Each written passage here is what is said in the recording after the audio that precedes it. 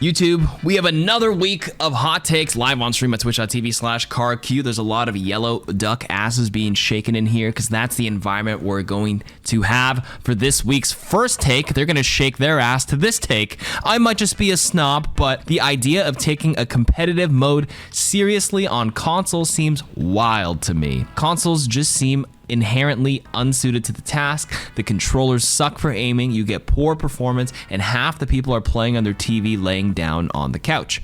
P.S. How do you guys jump while aiming? Trying to play Overwatch on controller feels so unwieldy with your thumb needing to manage the buttons on the top right and the aiming stick. I think this is a medium take. I think console definitely has its place for certain competitive games and competitive modes.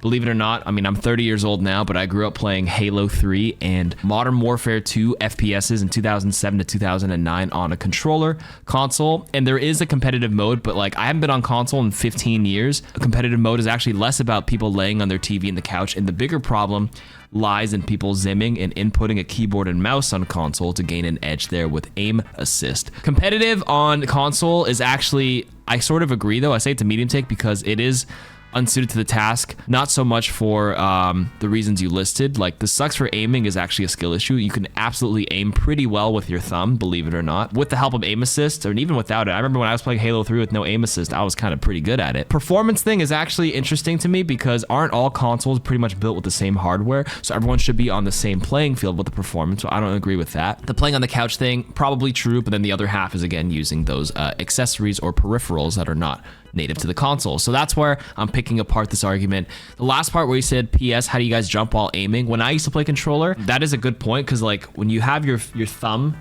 on the controller, right? Like on the thumbstick and jump is like X or A on the Xbox. When I was younger, I remember rebinding jump to the top left bumper so I can always keep my thumb on the aim stick. So I called it bumper jumper. That's what they called it in Halo 3 when I was a teenager. But if you are adamant on keeping jump on a button that's not your thumbstick, you do have to lift it up and press it manually. So hot take, Reaper no longer fulfills a role in Overwatch 2. While he can do generic damage and sometimes pressure a tank if no support is looking at them, he falls into a situation in which Abby OW has described best where he can work but feels underwhelming. Honestly, not a hot take. I actually kind of agree with this. I think Reaper in a vacuum is like strong because he's 250 HP, has an escape tool, and he does a lot of damage up close. So in a vacuum, he can work, but he feels underwhelming because in order for him to work with the way the game has evolved after the last 7 years, like people at least should be aware, Reaper close, danger. So everyone's eyes are peeled, making sure Reaper can't close the gap. Reaper struggles in higher elos to close the gap. The flanking Reaper will work like 1-for-1 kill when people aren't expecting it, but like that playstyle gets shut down pretty fast in high elos. In actual pro play, people are actually still playing Reaper in some comps because it is a rushdown comp, but that's like with full coordination, so you actually manage to close the gap. But in general, I sort of agree. He does kind of like, he needs like an update. His kit is not as effective. The thing with that, while I do think there could be a slight rework there in the way he's designed, I actually think he's very strong in the lower ranks, if I'm not mistaken, because of the 250 HP, because he lifesteals. He can be very annoying. An unchecked Reaper can actually cause a lot of problems because he is very easy to play as well. So in that argument, I actually don't think there's anything inherently wrong with having heroes that have a simple kit. Maybe they don't need to rework them if they're keeping that identity. Kind of heroes like Reaper and Moira are very one-dimensional, very simple kits. And that actually does have a place in Overwatch where your goal is to like make accessible heroes for a lot of people. He's not popular because he isn't as fun as the other heroes, but like, I mean, there are probably some Reaper mains who genuinely like enjoy his playstyle. He can work and feels underwhelming, then that's maybe the niche he fills. I would just probably, actually, the one thing I would change if I were to give a suggestion before I move on is his Death Blossom probably needs a little bit of an update. It's such a meh ultimate in high ranks. Right now, his escape with the Wraith form is pretty good, but maybe 2 charges on it, or like somebody argued that Reaper could actually have like a meter, a resource meter like Diva to go Wraith and Unwraith. It just would no longer reload your weapons for you because right now it does, but like being able to Wraith and Unwraith, like maybe like 2 usages or maybe 3 in a team fight to kind of like keep his identity as like a ghoul, but like you have to lower his HP to 200 and not 250. But if he's able to Wraith like multiple times in a fight, that is pretty good because you can bait a lot of things out. That'll make him more of a higher skill hero because you give the player a bit more agency to kind of decide when it's a good time to kind of phase in, phase out. Next hot take. As a plat 4 to 5 player in every role, it aggravates me so much when people will go negative and continue to do the same thing in ranked. In plat, you should at least have the idea that if you're going negative halfway through the match, whatever you're doing is certainly not working. Not a hot take. It does. I mean, I agree that it can be very aggravating, but this is not just like a platinum problem. This is just a human problem. And I suffer the same thing. Not in Overwatch because I recognize it, but like in a lot of single player games, I'm like swinging my axe at the same wall and I'm like, obviously nothing's happening, but like part of me still thinks that if I do the same thing, like something will change or I'll be able to like pass this stage of whatever the hell I'm playing. It's like a weird psychological thing. I'm like, I swear, like if I just like do this thing multiple times, eventually it'll work. Or this is like a psychology thing where you open your fridge, you literally have no food or nothing good to eat, but like you look through your pantry, you don't see anything that you want to eat, but you go back to your fridge and open it again, even though you know there's nothing there. If they're doing a thing and it's not working, they know it's previously worked before, so they'll just do it again over and over again. And that's actually just less of a plat thing and more about people just probably turning their brains off and playing on autopilot. So the fridge reference is like you're just on autopilot, you're not really paying attention. Doing the same thing over and over, it will work eventually. That's the argument your brain makes. But yeah, this is not just a problem in plat. This happens in every elo, even in top 500 players do it all the time. Next hot take. The Overwatch community at large needs to adopt the FGC fighting game community mindset with characters and matchups. In fighting games, zoners beat brawlers, but brawlers can win if they're patient and look for the right opportunity to close the distance to play in effective range. Look at competitive fighting games. People main a single character for an entire tournament and still get top 8 despite having to face their worst matchups. The Overwatch community needs to realize that just because X plus Y equals W doesn't always mean that the variables are the same, because X plus Y can easily equal an L2. Agreed. I don't think this is a hot take. People need to adopt the mindset that if a person is playing a counter, it doesn't mean that you automatically lose the game. But I will make the argument that the difference between a fighting game is it's always a 1v1, but like there's many other variables and combinations and iterations of heroes that you will probably face in your matchup. So it's no longer X plus Y equals W, it's your X plus that Y, Z, A, B, C, and then that can change a lot of variables. But the mindset thing is a thing I do agree with. You should not just give up if you're playing Reinhardt and you see them play one single Orisa.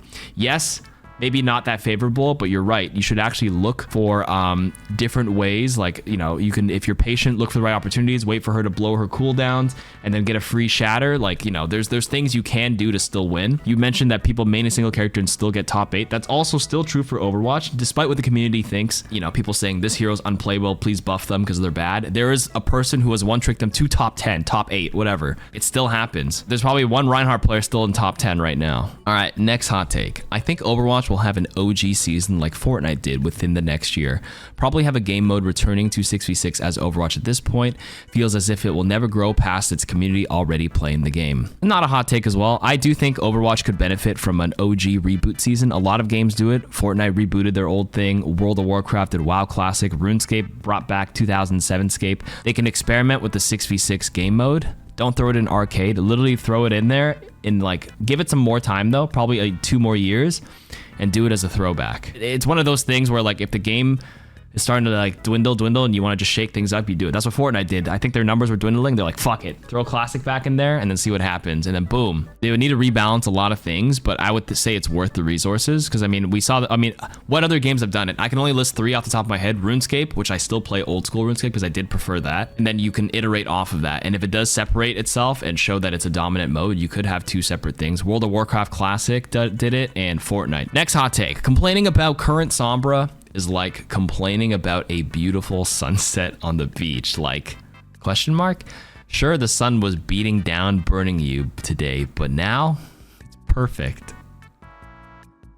What? Anybody who mains Sombra is unethical. Next, hot take. They buff Sojourn because they're gonna nerf her hard in season 9 with the burst damage changes coming. I think you're not supposed to balance for something that's going to happen in the future. You balance for the patch now. So that is an incredibly hot take. There's a difference between player perception and performance, and I do believe the balance team does look a little bit at both, and the perception is that people, I don't know if they complain about it in low elo, but I guess this one feels more like a numbers thing because Sojourn had a terrible performance in low elo because she is a high skill capped hero. But the problem with the way they buffed her and the way they changed her was that it just made the higher end players like go like, huh? It makes Sojourn almost a perma pick there, and it did probably alleviate some of the noob issues of maintaining some charge for low elo players, but I would just say it's a skill issue. I always think there's nothing wrong with having a hero that just doesn't do well in low ranks, but is incredibly good at the high ranks. They don't need to noob friendly everything. You have to hit the rail shot or else you just get negative. You just don't get value with her. You have to hit those burst shots. But if you're a spammer, just play Soldier, which is more consistent if you can't hit a single rail. Hot take, the best way to balance Kiri without touching her abilities at all is to make her have 175 HP. I think it works perfectly because she has a relatively small hitbox.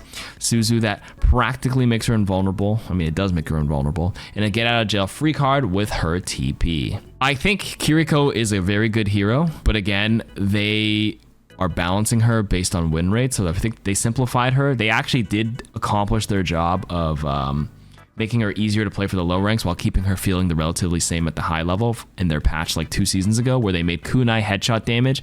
Instead of doing 120, it does like 105 now or something, but the body shot does more because people were hitting like less than like 6% of their headshots anyways. Honestly, if you ask me, less about having base HP, and you could probably give her lower the headshot not to, or it's 112. Honestly, it should just go to 100. They should just keep it at double. The fact that it does 112 is actually quite insane for the reason, because people just get random passive healing, and 2 double headshots can still kill even at the nerfed 112 because they'll do what, 224? Maybe like somebody will live at 225 HP like Cass or whatever. You know, 200 HP heroes can still get double dink, but they're standing on like a payload and that heals 10 HP per second, or they just get a little trickle of healing from Brig or Lucio. They actually end up living.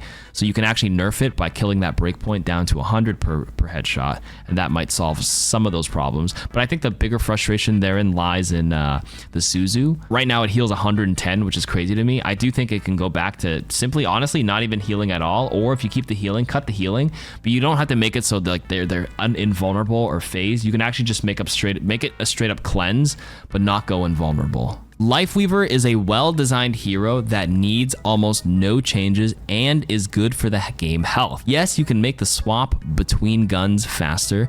Yes, you can improve some interactions with the pull. Yes, you can increase and decrease his numbers, but is a hero that has some pros and cons like high survivability and an easy way to heal your team, but a large hitbox and no insane utility like Suzu or Anti-Nade. That sentence just like crossed me over in my head and it broke my ankles. What was I reading there? I was with you with the whole like you sounded like you're like, yes, is you do this, but then like what was the commas and the tone of it? Maybe I read it wrong, but that confused me near the end. I wouldn't say he's a well-designed hero. He's kind of a unique hero, and I think he's a fun design. Wouldn't say well-designed, but like fun for those who enjoy him. I personally do not enjoy Lifeweaver. He does not fit my playstyle, and I think the only people who bitch about Lifeweaver are actually DPS players because of that invulnerability life grip. Is it better than Suzu? Probably not. So I'm surprised when people complain about life grip that much. Maybe it's just Twitter, but Twitter is always like people complaining. Lifeweaver has very distinct weaknesses. Yes, the life grip can be pretty strong, but 19-second cooldown, it got nerfed from 16. And he doesn't offer that much like offensive output. I think it's a fine balance between the two.